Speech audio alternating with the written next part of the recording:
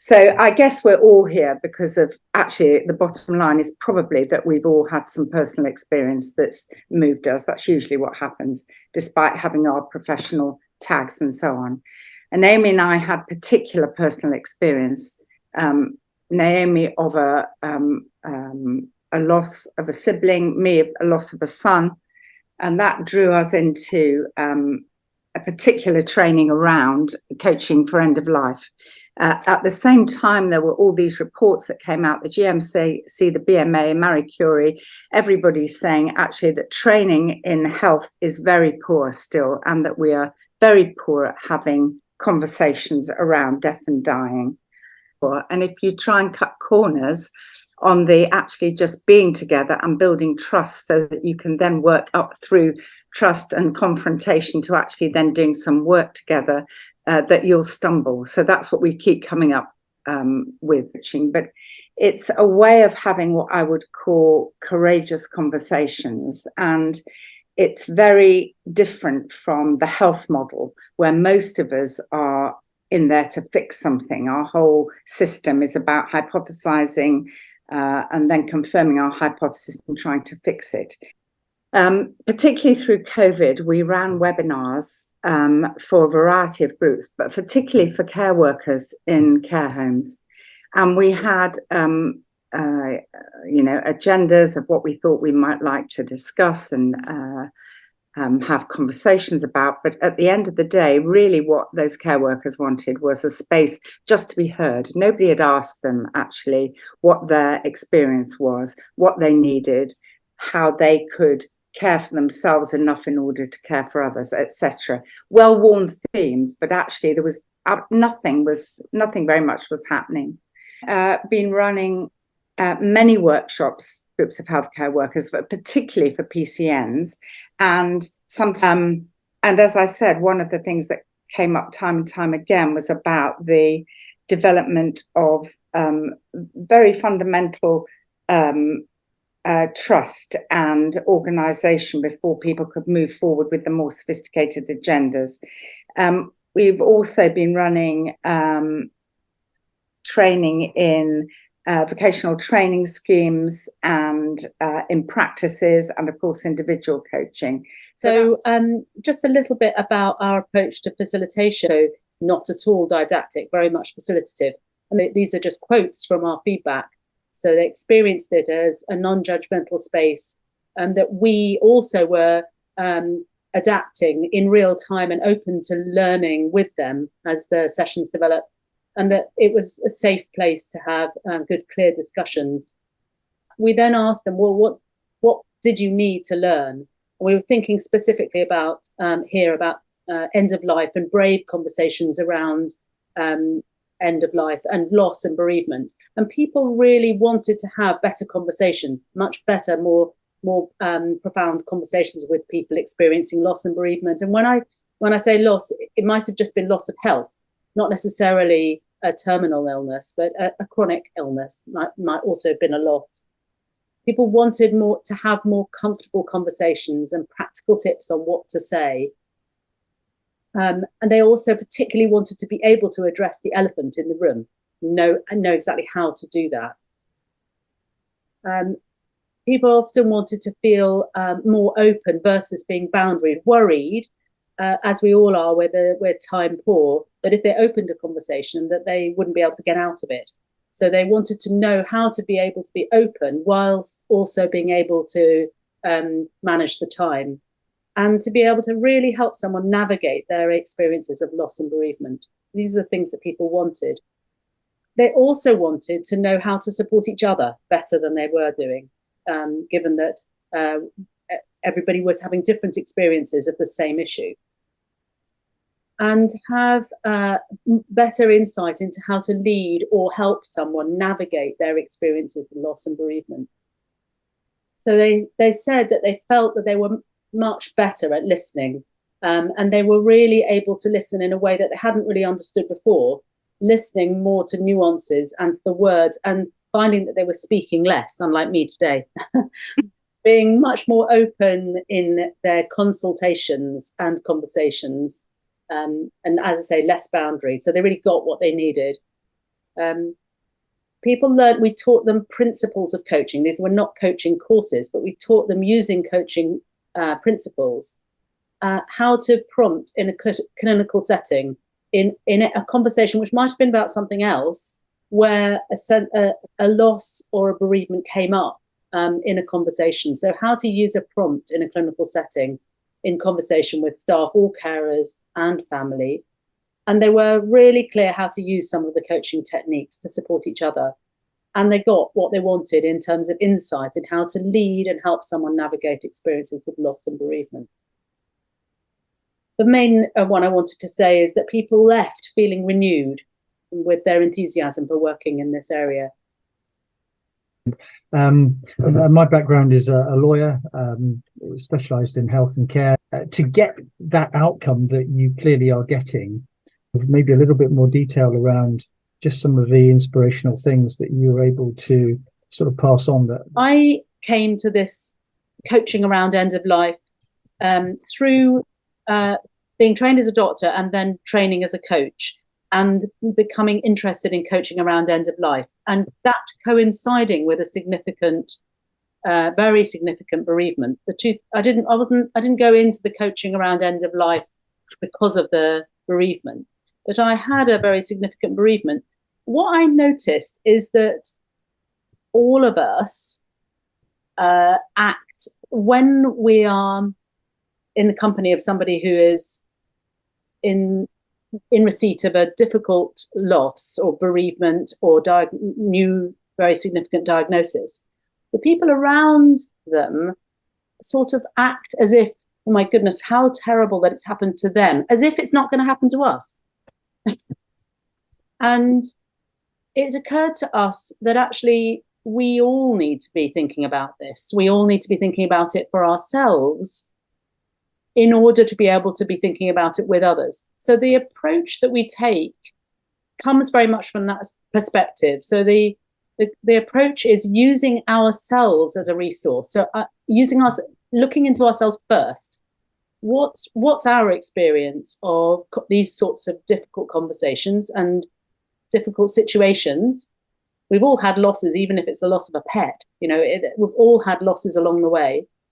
Loss of youth, all sorts of things. So we start from there before we start learning about how to have conversations with others. And very often for healthcare professionals, that's never really been addressed, surprising really, but that's never really been addressed before. And so often carers in looking after the people who are actually on the front line, people like the carers, or the people who are coming in for a brief 10 minutes in a consulting room, people are feeling actually inadequate in different ways to have those conversations.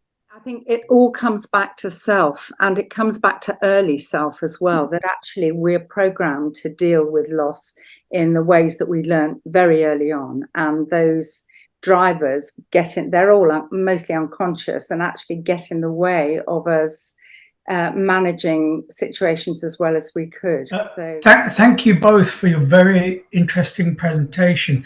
I mean, I know you said that you weren't trying to do therapy or counselling, but I used to be a therapist in the NHS. I used to use cognitive behaviour therapy, and I found so many similarities between what you described and the techniques I used to employ.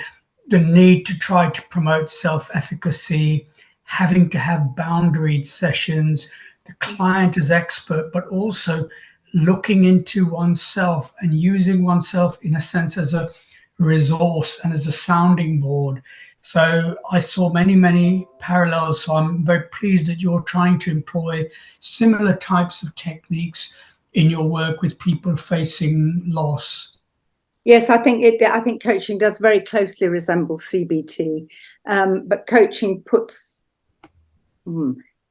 Sometimes people are a bit put off by the notion of therapy, and coaching can sound more positive. So we go in under a different banner, basically.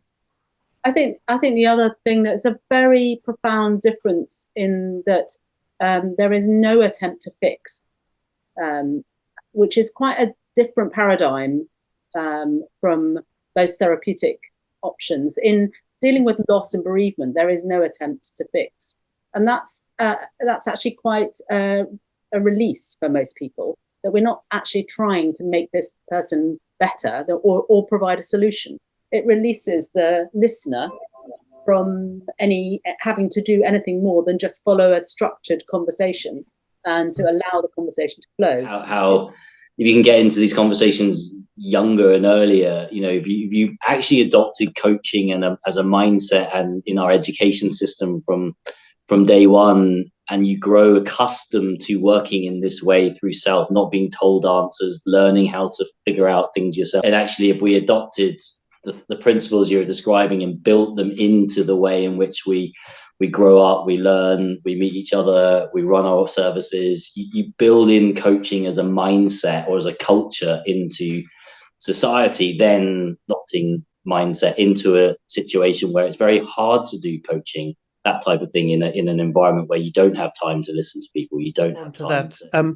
Of course, also train our medical students. I mean, but for shame that we take some of the most altruistic and intellectually able kids into medicine and then kind of ruin them. Actually, do also have a coaching background, that there is a very fine line, and I'm all for the principles of coaching, and I completely agree with you, Paul. I think medical students could really benefit from coaching, particularly with lifestyle changes, all sorts of factors on kind of addiction, and well, a lot of kind of like from exercise to smoking to alcohol, that sort of thing. Actually, there's a lot of coaching principles that can be employed. There is a very fine line, which I've seen too many coaches step over, which I don't know the answer to this, Sue or Naomi, is that there is coaching psychology. There is a school of psychology, which is coaching psychology, but coaching is coaching and psychology is psychology. And it's a worrying thing when that line gets muddled, when people don't have the skills to take it really beyond coaching and into psychology. To carry on from the same spot, trained as I'm a family nurse practitioner, trained in the US and research trained in the UK. I was trained and train others to coach along the lines that you're talking about around addiction and smoking cessation and basic CBT. But I was also trained in the executive way to coach executives. And my current project at the University of Michigan is coaching nurses who are clinician leaders to lead integration efforts. So I have two experiences to share and one question to end up with. I work in a management school. Everybody seems to be a coach. Richard Boyatzis and of intentional change. So the background there is executive coaching. And I won't describe that in any more detail, other than Richard wants to put coaching on a neurological basis, which I always felt a little embarrassed about, because you don't coach one particular organ. On the other hand, it does make a contribution to this conversation about psychological versus coaching, because I think brain health was, I don't do anti-dementia coaching. I don't do anti-Alzheimer's coaches. It's a more of a prevention narrative basis that does overlap, but seems to have a different intention in a variety of healthcare settings. So what do you think about patients doing coaching? And what do you think about reciprocal coaching? So do you see coaching existing at different levels and having any kind of degree of reciprocity? Great question, bad line. Well, two things. Going back to the beginning, which was about the perforated boundary. Sometimes I think, although Liz, I don't think you were wanting it to be perforated between coaching and psychology. I think we now, thank goodness, are in an era of much more robust accreditation in coaching. So we're surrounded less by people who've done a weekend course and thought it was a good idea. So I think couples, and I think, I've got a background in psychotherapy, and I don't know, that's definitely informing how I coach.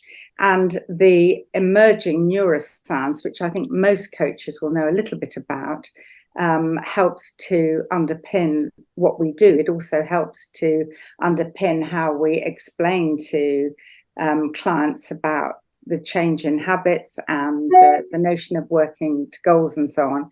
And then finally, around the notion of co-coaching. This is, I think, the beauty of coaching, and why I think it works so well in a community-oriented setting, is that the skill and hierarchy, if there is such a thing, lies within one's competence as a coach and not in one's experience and competence in other things. So you could have an FY1 doctor coaching a consultant. It doesn't matter. The point is to have the skills in coaching. And this is something I think that can be, is a wonderful way of spreading communication and I was going to say coherence, but maybe it's not coherence that I'm looking for, but of bringing groups together. We mustn't forget that we're talking about in the work that we're talking about here. We're talking about conversations with people who might be at end of life. So that's the first thing I wanted to say. The other thing I wanted to say is there is a difference between training someone as a coach and then using, accredited coaches to have very specific coaching style conversations in this setting. The difference between that and a 1-hour webinar with a carer working in a nursing home, where we're inviting them using the forum to share their own experience, which might be a very different sort of setup, and also encouraging them to think about coaching skills. So we're not training them in that setup as a coach, or they aren't trained coaches, but they're thinking about what skills might they learn that help them in their setting. Because that's a whole world of knowing there, particularly since James's networks are all focused on the notion of equality, how to improve equality. And if equality is about being able to hold a conversation with somebody as an equal, even if you've got different experiences, then that's a take on equality that's a little bit different from your income that week. Just thinking with two hats on, one as a deputy editor of the BJGP and the other as someone who's been doing a lot of postgraduate education recently. With every different fellowship scheme, there is a preferred group or person or course or tool in terms of the sort of basic skills that are cascaded. So in a way, coaching or mentoring light. And I get the sense that there is a sort of distinction here between tools that are shared and sort of specialist interventions of the kind that you described that require experience, that require knowledge, require regulation. But there's still a variety of those. And where they're targeted, are they targeted at the chief executive? Are they targeted at senior clinicians within a service? Are they targeted at frontline clinicians? And then are they sort of going in between clinicians and as a different form of, effectively a different form of therapy? Got a bit messed up. I ran a vaccine centre for a primary care network, aiming to kind of link local services around the population and to initiate closer neighbourhood working, all concepts that cannot work in isolation. I mean, the whole basis of them can't work in isolation. So the system is obviously based on kind of maximising population benefits through a more efficient use of resources, with kind of looking at acute community GP providers working together as one team, which it looks lovely on a piece of paper. But actually, if you don't have those dynamics, which I can really see that we do have, I'm not saying that means it's going to be a success, but I do know the dynamics are there, that you hope that actually you can then have the dynamic response that you need in order to kind of changing priorities. So we've called this a kind of one team approach. We've been kind of engaging with wider stakeholders in both North Central London and Camden, but also having regular contact with the borough. When we were talking before, it was mentioned earlier about kind of having where all this kind of takes place, and we've actually managed to have this sort of having a continuous off-site presence that we have actually within North Camden, a building that we've managed to access, that is going to be our multidisciplinary kind of care centre. But making sure at the same time that this model is going to work seamlessly with other care models that are doing. I think it's, we talk about MDTs constantly, but it doesn't always mean it works in practice, and it is very difficult. The heart failure group that we have is very collaborative, and that is working very well, but that doesn't necessarily mean that if it's COPD that it's going to be the same. Because I suspect this is an enormous topic. My experience was we held a multidisciplinary meeting when my wife was dying, and some people had very, very different views from other people. So after the meeting, of course, they all went away and entrenched their views and developed them, because actually what we needed was a series of them, and having just one was counterproductive. You're an advanced nurse practitioner in South London, where you're working, you're lead for complex conditions. You work in the Bromley by Bow network, don't you? But I do in East London, yeah. So we started to develop primary care multidisciplinary teams about 6 or 7 years ago. And I distinctly remember one of the district nurses saying, well, what do you do then?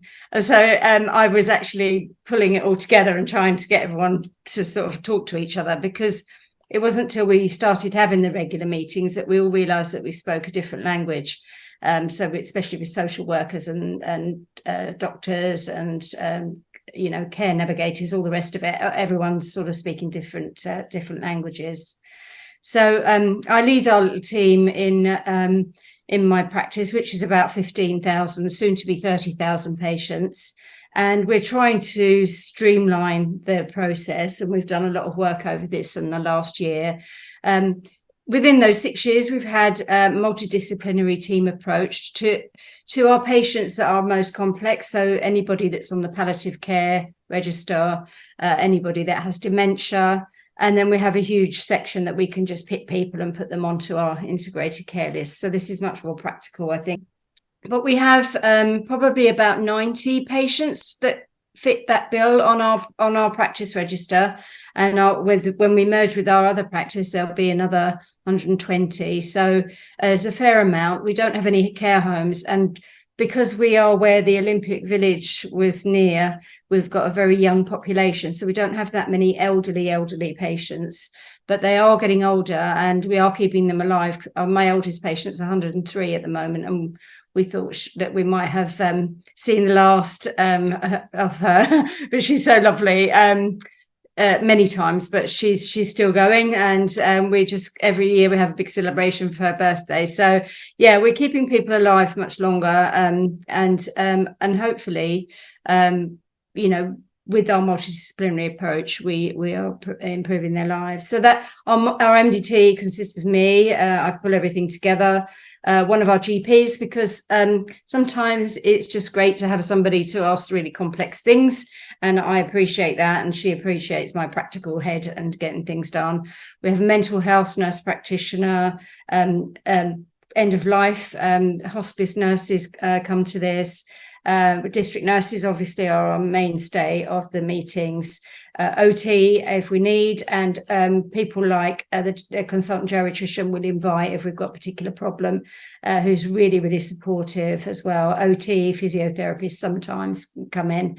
And of course, all of our junior doctors that come to the practice, we try and get them into the team as well. So that's what I do in the practice, but in the network, I'm clinical lead for teaching and training of the practice nurses and also the healthcare assistants. And we have just set up in the last year a new role called a care coordinator.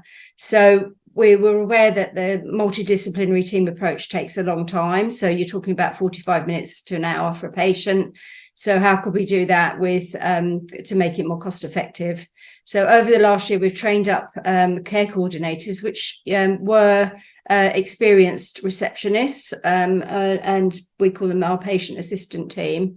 And they went through a training process of how, what we were trying to do, what is integrated care, talking to patients, taking history, how to use the computer and everything like that. So over the last year, their confidence has really bloomed.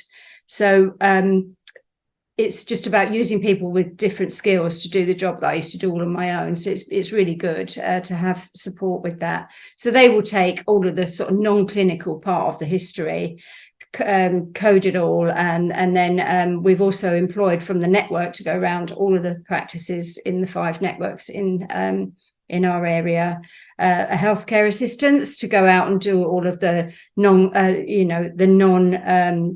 the routine foot checks, blood pressures, blood taking, all that sort of stuff.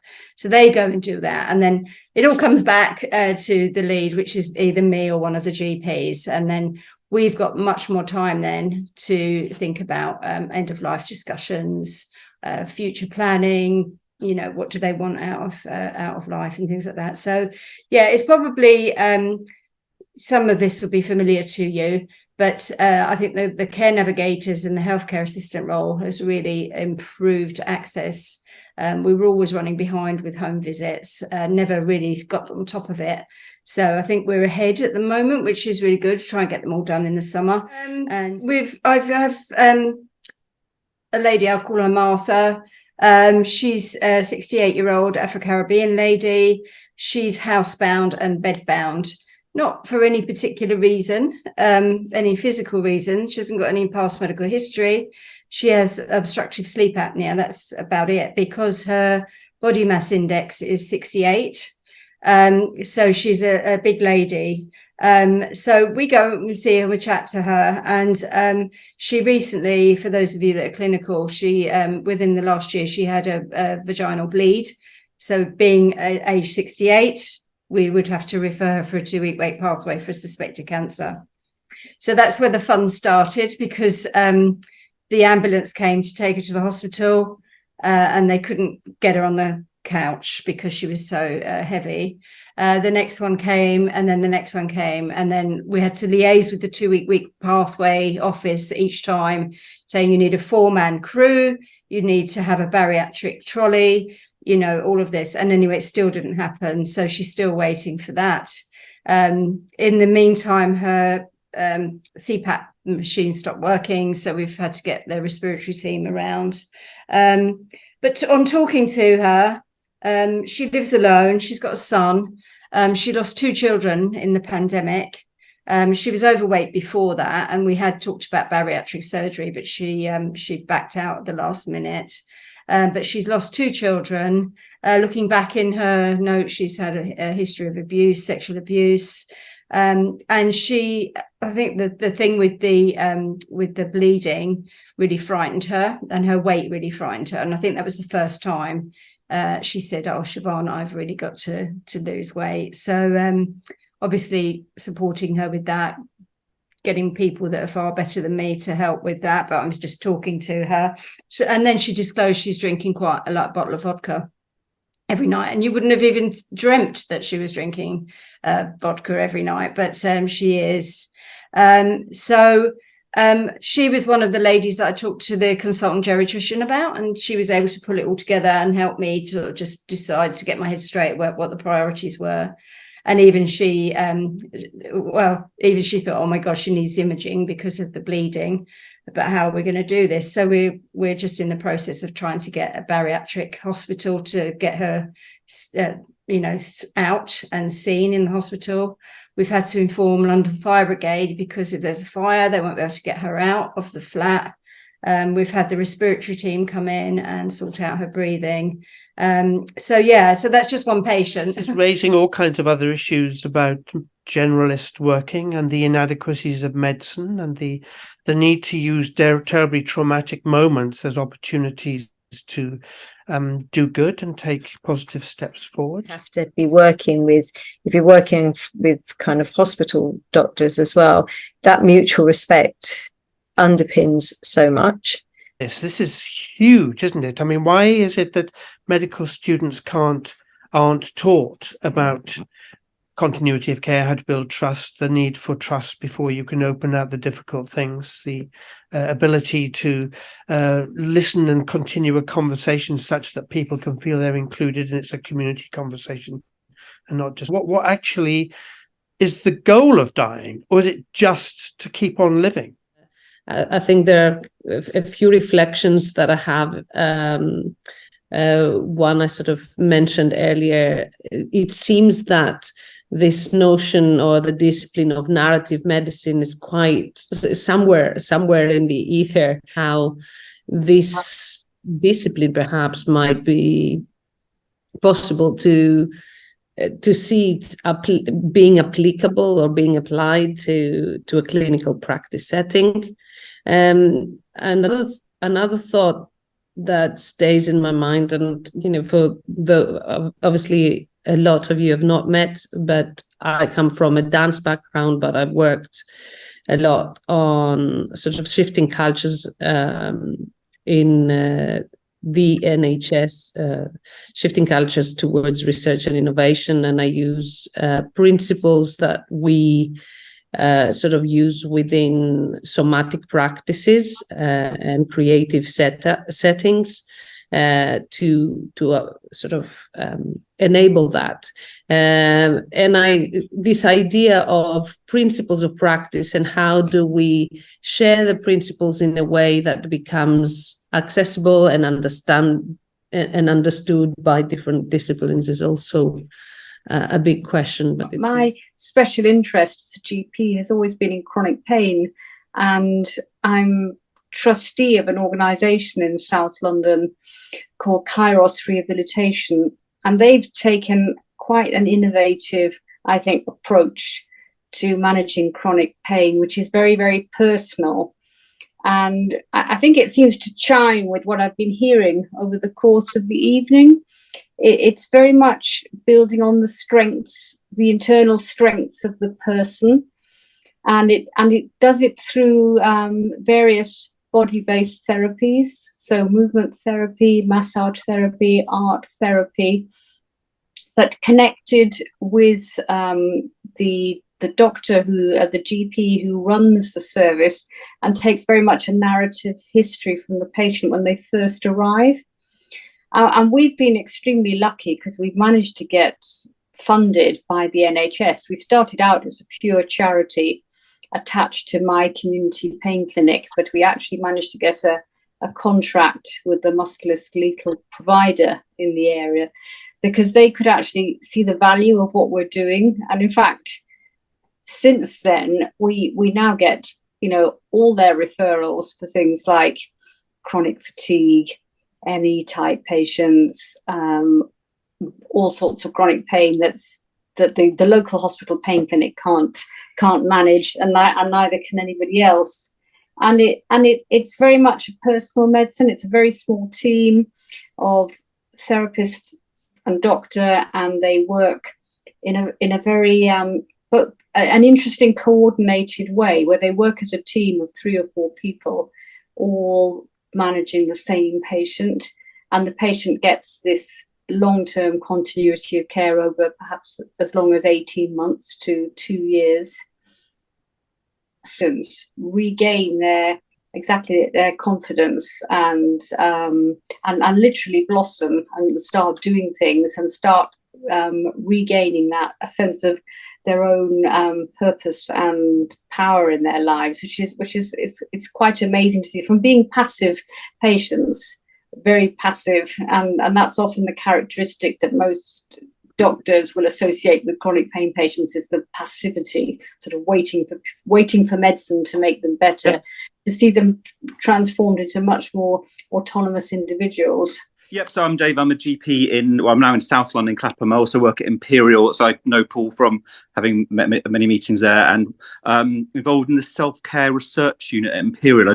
So basically, back in 2017, Azim, who's the professor there, he oversaw the development of a unit to do with self-care, because actually there were no units at all anywhere looking specifically at self-care. Now, with self-care, there's obviously so many definitions and things like that, but basically it was all aspects of how people look after themselves in regarding their health.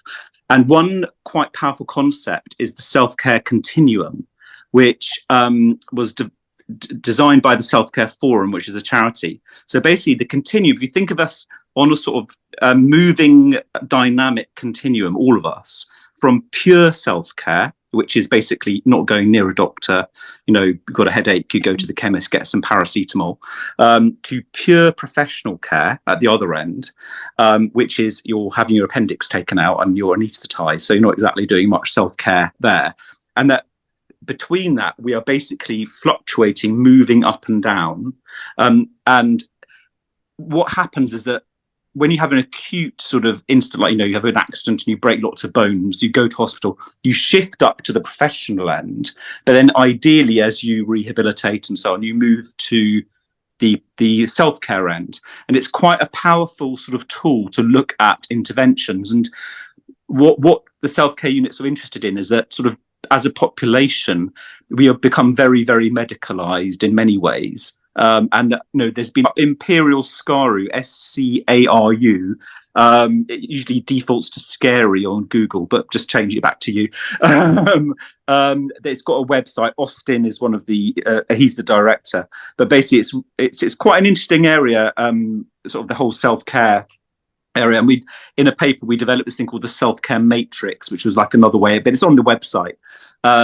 But just going back to coaching and sort of helping, chronic pain is such an incredible sort of example that, self-caring for chronic pain, undoubtedly probably is better than taking loads of opioids and, things like that, obviously depending on your situation. And the use of positive psychology. I'm friends with a GP called Amrita. Do you know Amrita Sen Mukherjee? She's done loads on coaching. There are loads of GPs who have actually become coaches.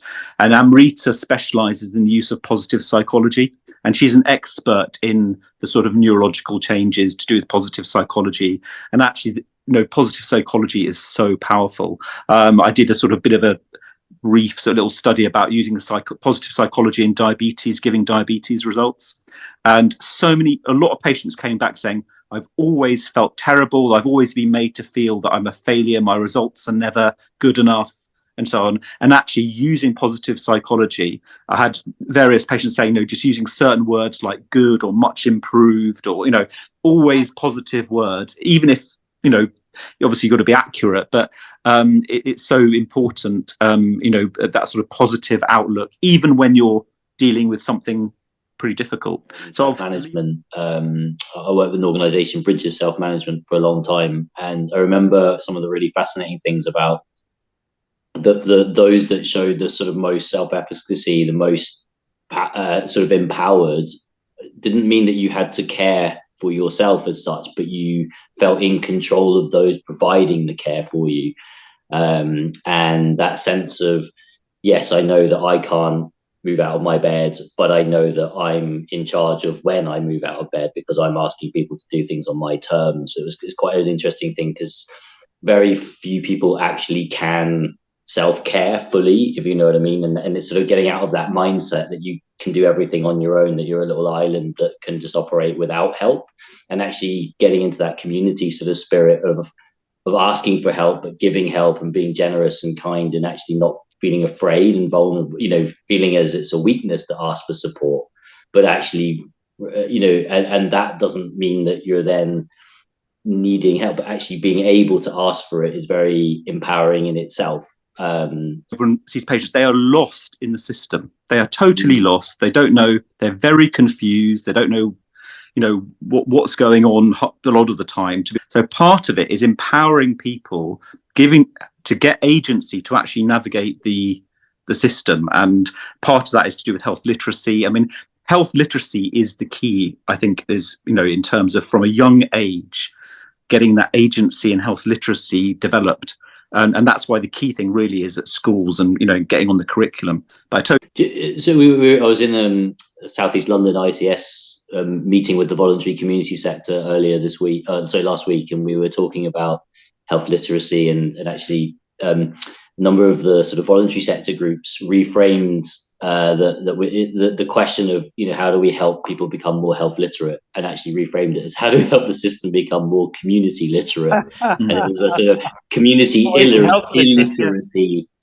illiteracy rather than health literacy kind of conversation, which is quite interesting to look at it like that. And actually, what strikes me is that the patient-centered care idea is actually quite flawed, because very often the patient or the person who's most in need of help is not the patient at all, but the person around them, or the community, or the need is not necessarily medical care, but to get people to stop feuding and harming each other. I just kind of agree with what you've just said there, is that sort of village to not just raise a child, but that sense of collective and how we can all support each other. And I think just working in silos and that disconnection, that lack of relationship that then comes with that, makes it really challenging to do the things that we're describing today. And that's almost why we're having this conversation, because we've created a sort of system that disconnects the person from the family, from the carer, from the carer of the carer, the professional carer, and it makes it really, really tough. So yeah, how you can take a sort of community development approach to health system change is something that really interests me. I'm just fascinated by this discussion and thinking, what a shame we've only got an hour and a half, because there's so much to cover. But I think one of the things that strikes me is this issue of autonomy and agency that David raised. And the other thing that fascinates me is the continuum of self-care as we move backwards and forwards according to our needs. And sometimes, yes, the community might be the most important aspect of that, but sometimes it's the person as well. The sort of frustration I feel is that, having been around the circuit a few times and looked at more interdisciplinary learning and patient-centered care and so on, and we still come back to it and it's still not happening properly. It's happening in brilliant pockets that we've heard about this evening, but how do we actually get this into the system more broadly? I think there's something about the educational side, and I know, David, you're involved in education. I also know that John's involved. But how do we get this into education of the health professionals as a group? How do we actually get them to understand the importance of giving the patient a space and autonomy?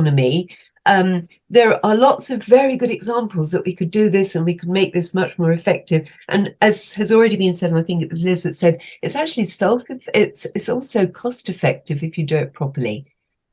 So I think there's a lot of discussion here that we could perhaps expand further. Because there is now statutory guidance about education, health education in schools for primary and secondary level. They've hidden it a little bit. It's not actually embedded fully in curriculum, but it's there and it is statutory now. And it's not awful. It's relatively, although it's statutory, it's flexible. So teachers. That's the only thing. Sometimes when you if it's just a simple thing that you're doing, a dressing or whatever, which I don't get to do as much as I'd like, you get to talk to the patient and something will come out about something that they're worried about. I just fear of losing that a little bit, but it's a really interesting topic. Thank you. As nurses, always sort of been quite pushing towards self-care with long-term conditions. And during the pandemic, that was pushed even further with people doing their own blood pressures, getting their own machines, things like that. But I just wonder if we lose something by getting rid of those conversations that you have with people when it's not so difficult, when things aren't so difficult. It's sometimes a bit of space to just be able to talk. In that time, it's not actually doing the dressing or taking the blood pressure. It's the conversation that you have, the non-verbal cues, and the building of relationship and trust. And okay.